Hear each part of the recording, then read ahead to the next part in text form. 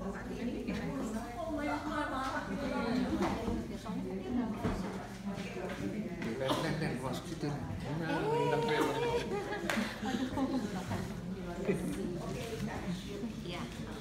sekarang udah nggak ada itu ya, di luar udah nggak ada itu yang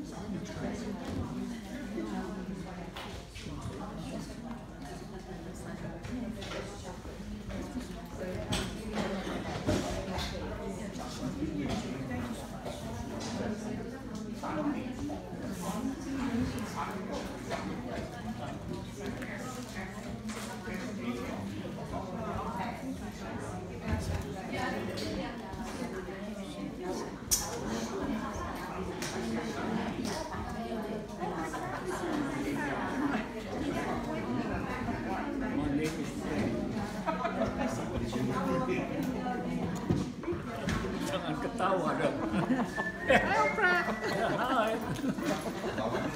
Bram knows. You know Bram? Yeah, he said, I've seen you.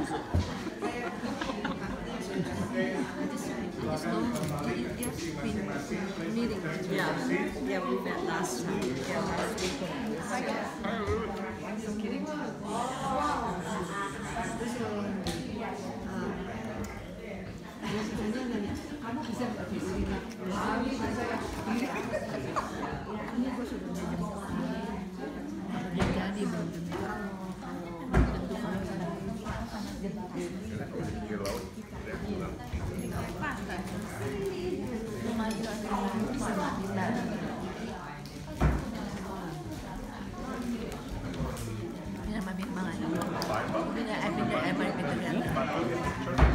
No.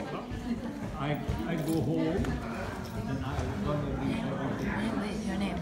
Pak ingat Pak dilihat. Dagurai. Tante. Dagurai. Mari kita membuka kitab Bilangan pasal 25. Please turn your Bible to the book of Numbers chapter 25. Kitab Bilangan pasal 25, the book of Numbers chapter 25.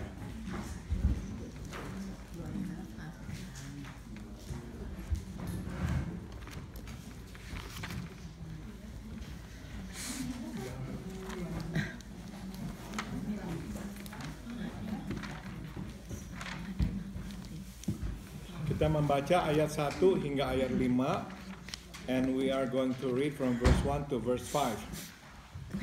The book of Numbers chapter 25 verse 1 to 5, Bilangan pasal 25 ayat 1 hingga 5. Let's read this together. Mari kita membacanya bersama-sama. 1, 2, 3.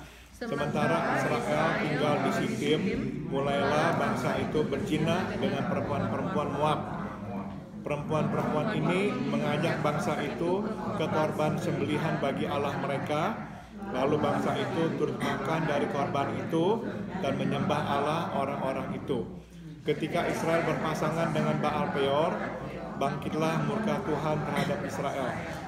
Lalu berfirmanlah Tuhan kepada Musa, tangkaplah semua orang yang mengepalai bangsa itu, dan gantunglah mereka di hadapan Tuhan di tempat terang, supaya murka Tuhan yang bernyala-nyala itu surut daripada Israel. Lalu berkatalah Musa kepada hakim-hakim Israel, baiklah masing-masing kamu membunuh orang-orangnya yang telah berpasangan dengan Baal Peor. Let us pray. Mari kita masuk dalam doa.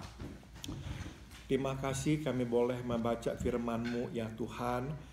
Oh Lord God, thank you for allowing us to read your word. Kami mohon jelaskanlah supaya kami mengerti firman-Mu. Now we pray, please explain this to us so we will understand it. Dalam nama Tuhan Yesus kami berdoa. In the name of Jesus we all pray. Amen. Halaman 66, page 66.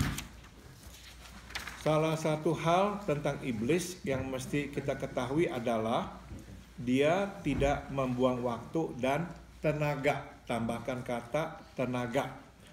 One of the things about the devil that we must know is that he doesn't waste time or energy. Dengan kata lain, iblis hanya akan bertindak bila ia tahu bahwa tindakannya akan membuahkan hasil. Betul, tambahkan kata hasil. In other words, the devil will only do something if he knows that it will bear fruit. Iblis berusaha memakai Balak, dan Balak berusaha memakai Bileam untuk menghancurkan Israel, umat Allah. So the devil used Balak, and Balak tried to use Balaam to destroy Israel, the people of God. Oleh karena usaha itu gagal, maka iblis mencari jalan lain. Dan jalan itu adalah lewat percabulan. Tambahkan kata percabulan. Because his attempt through Balak, through Balaam failed, then the devil sought another way. And that way was adultery. Okay. Perempuan Moab yang adalah penyembah Baal mendekati pria-pria Israel yang lemah iman dan moralnya. So the Moabite women who were worshippers of Baal enticed the men of Israel who happened to be weak in their faith and morals. Perlahan tapi pasti para pria ini ikut menyembah Baal. Surely, slowly but surely, these men in the end follow these women to worship Baal. Saudara, iblis tidak sembarangan berbuat atau menyerang kita. We learn that the devil does not just attack us arbitrarily. Semua tindakannya itu tuh mempunyai sasarannya. All the things that the devil does has its targets. Jadi saudara, yang dia akan nanti serang adalah bagian di mana kita lemah.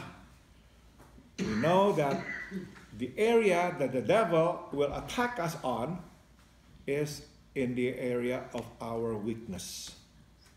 Nah saudara, kita mesti mengakui bahwa kebanyakan kita ini yang pria lemah dalam hal seksual.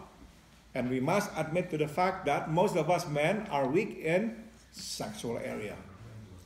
Itu sebab saudara, perempuan-perempuan Moab ini nih dipakai iblis membawa Israel menyembah Baal.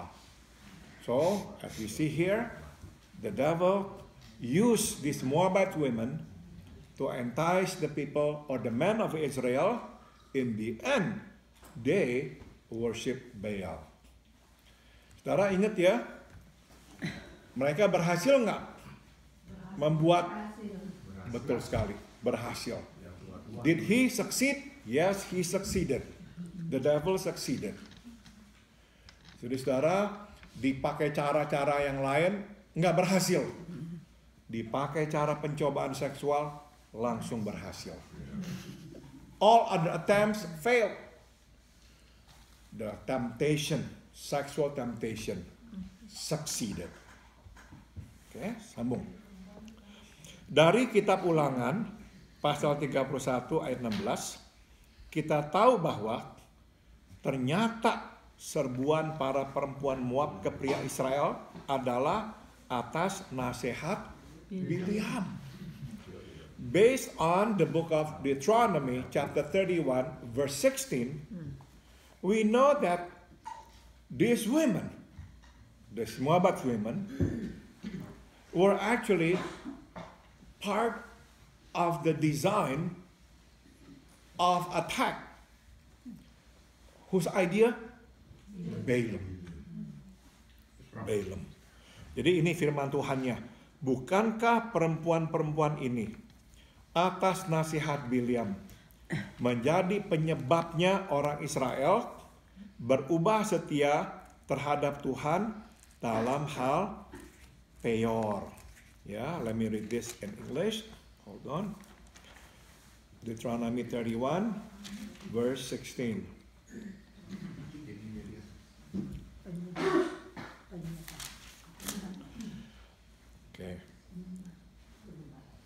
And the Lord said to Moses, bukannya ulangan, sorry, ini bilangan, sorry. Bilangan. The book of Numbers 31, verse 16. Yeah. They were the ones who followed Balaam's advice and were the means of turning the Israelites away from the Lord in what happened at Peor, so that a plague struck the Lord's people. They were the ones who followed Balaam's advice and were the means of turning Israelites away from the Lord. Jadi siapa tuh yang memberi nasihat? Who gave the advice? Use these women to entice the men of Israel. Balaam. Ya. Sambung, kita mungkin terkejut membaca ini, tetapi itulah yang terjadi. We might be surprised to read this or to find out about this. Baru saja kita terkesan dengan keberanian Bileam menyampaikan firman Tuhan meski ditekan oleh Balak untuk mengutuk Israel. We were just learning about Balaam and we were impressed by his courage, to stand up to Balak. He refused to curse Israel. Instead, he blessed Israel. We were impressed, right? Meski kita tidak tahu detail peristiwanya, namun dapat kita duga bahwa pada akhirnya Bileam jatuh juga, tambahkan kata jatuh. Even though we don't have the details of what happened, but we can surmise that in the end, Balaam fell. Ya, walau kejatuhan ini tidak dicatat, tetapi dari Bilangan 31:16 kita tahu dengan pasti bahwa Bileam jatuh. Even though it was not recorded in the Bible, but from Numbers 31 verse 16, we know with certainty that Balaam fell. Dia tidak mengutuk Israel, dia telah mencobanya tapi gagal, tapi ia memberi nasihat, tambahkan kata nasihat.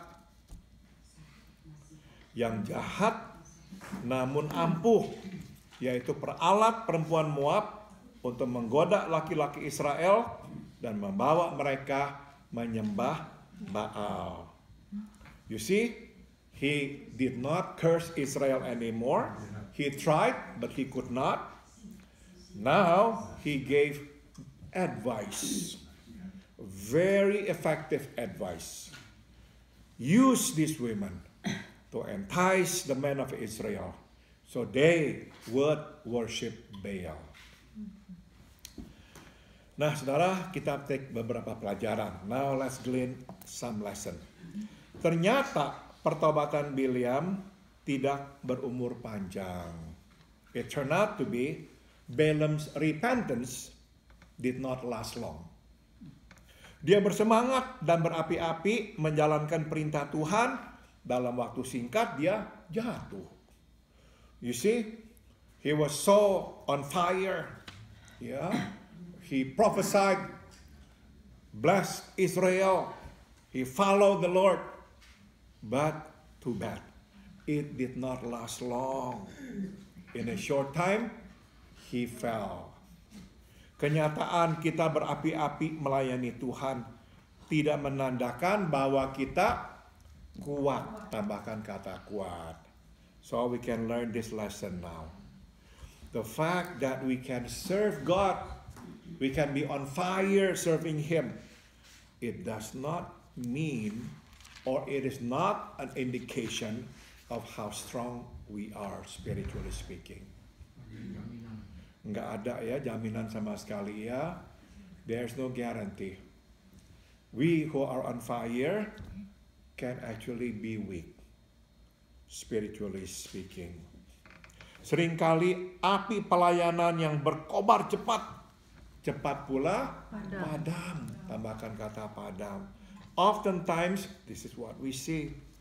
The more fiery we are in serving God, in a short period of time, usually it will also get extinguished quickly.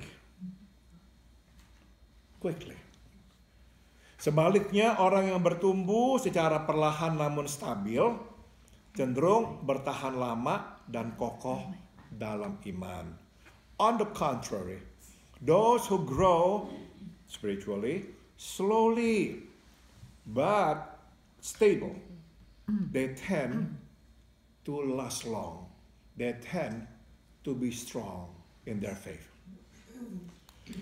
Jadi ini yang kita juga mau belajar. Memang pertumbuhan iman tidak bisa dipercepat.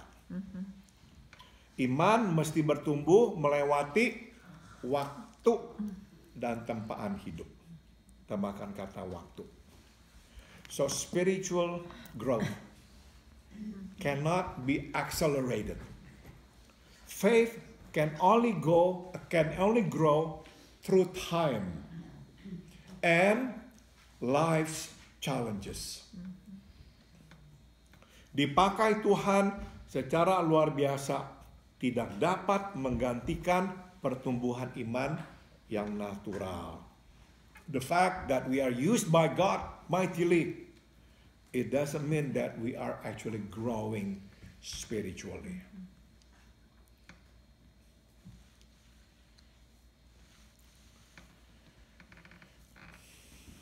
Saudara, saya pernah mendengar sebuah pemaparan tentang pendeta dan misionaris di Amerika. Once I heard this talk about pastors and missionaries. So the speaker was comparing these two groups. Saudara, kebanyakan misionaris bukan petobat baru. Sedangkan cukup banyak pendeta petobat baru. What's interesting is this. According to this speaker, based on the data, almost all missionaries are actually not new converts. They were raised in Christian home. But a lot of pastors are actually new converts, meaning they became Christian a few years back and then they became pastor. So let me ask you this question. What was the cause of it? How come very few new converts become missionaries? Most missionaries come from Christian home. They were raised in the church. They grow together. What actually happened? How come there is this difference, this disparity? Saudara, di dalam pelayanan, biasanya ya, ini di Amerika ya, dianggap pelayanan yang paling susah adalah, paling banyak menuntut pengorbanan adalah misionaris. In America, it is commonly held here, the belief here, that those who enter mission field, they actually enter the toughest ministry. Karena apa, saudara? Mereka harus meninggalkan kampung halaman mereka, keluarga mereka. Because as you know, they have to leave behind their families, their culture, people that they know, lifestyle and whatnot.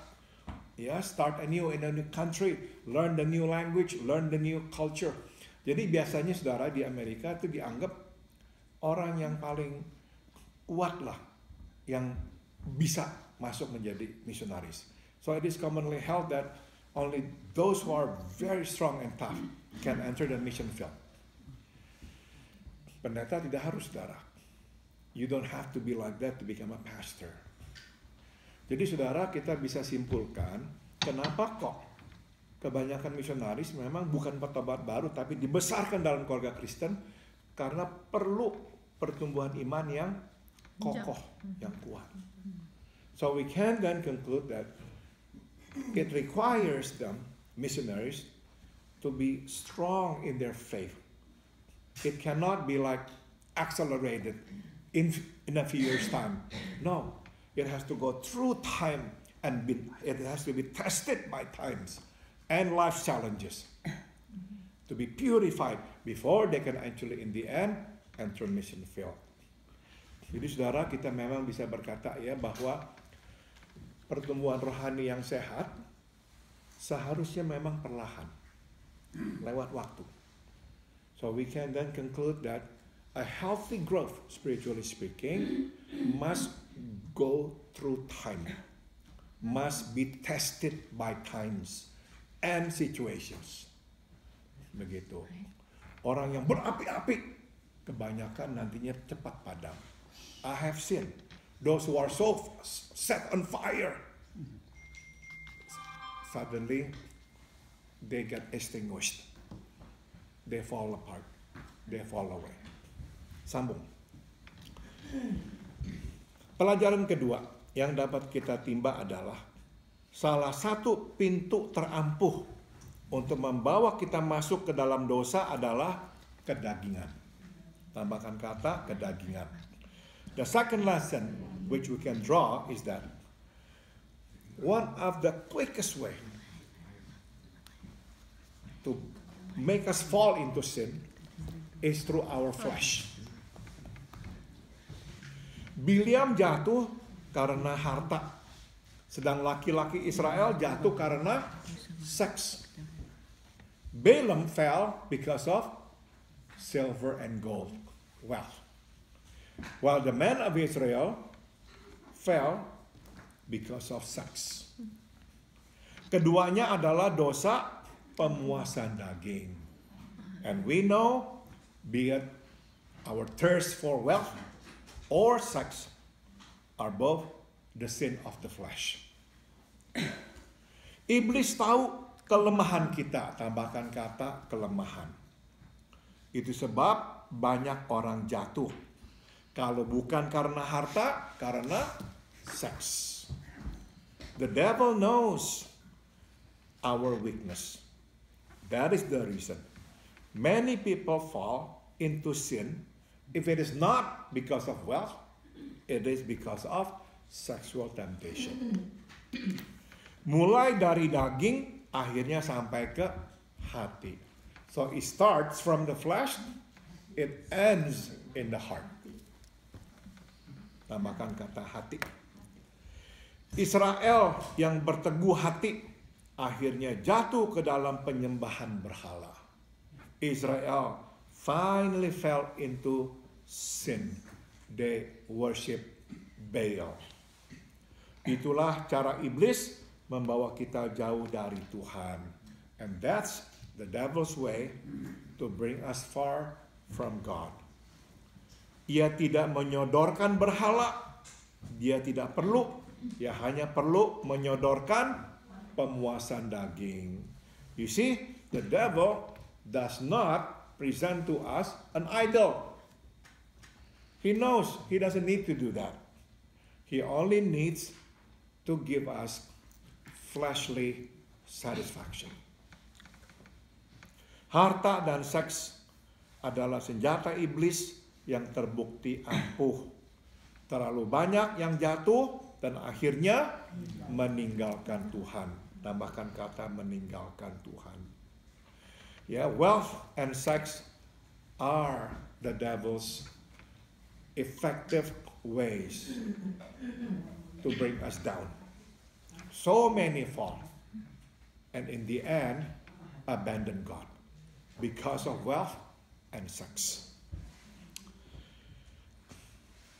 Bagaimanakah Tuhan menghadapi masalah kerusakan moral yang menyeret Israel ke penyembahan Baal? Now let's ask this question. How did God deal with this problem? Morally corrupt. That brought Israel to the worship of Baal. Tuhan meminta Musa untuk menggantung mati para pelaku dosa itu. God commanded Moses to hang those men who committed adultery with the Moabite women and have worshipped Baal.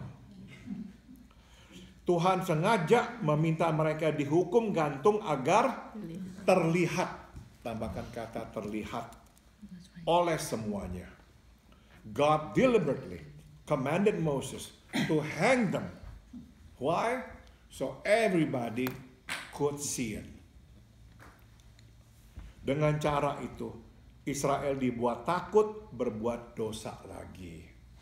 What God wanted to accomplish by doing that was to make Israel fear, be afraid, not to do that anymore.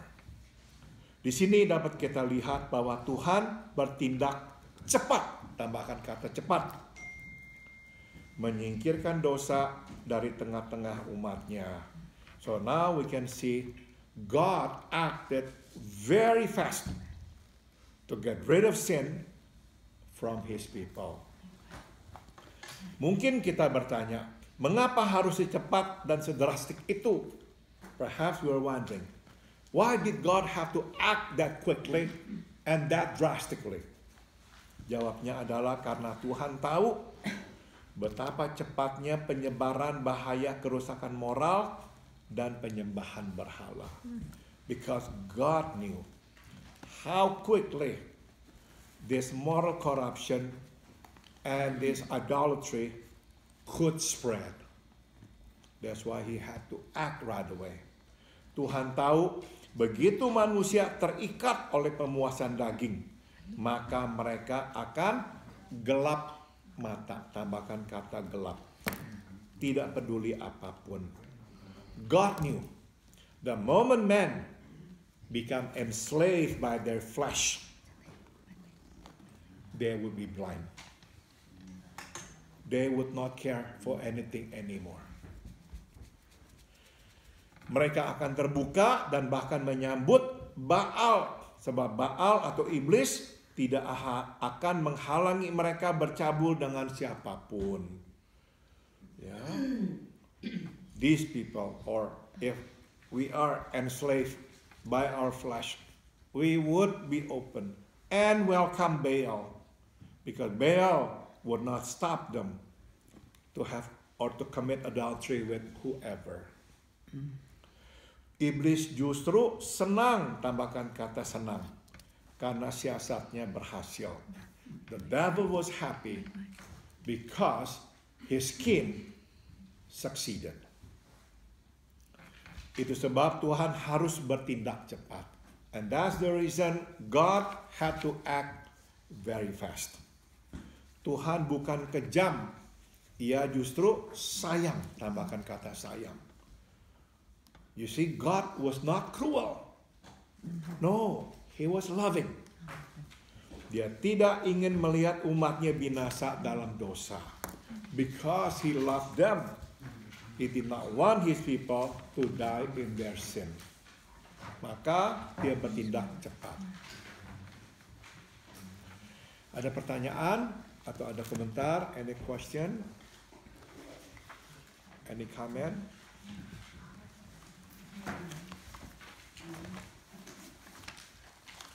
Okay.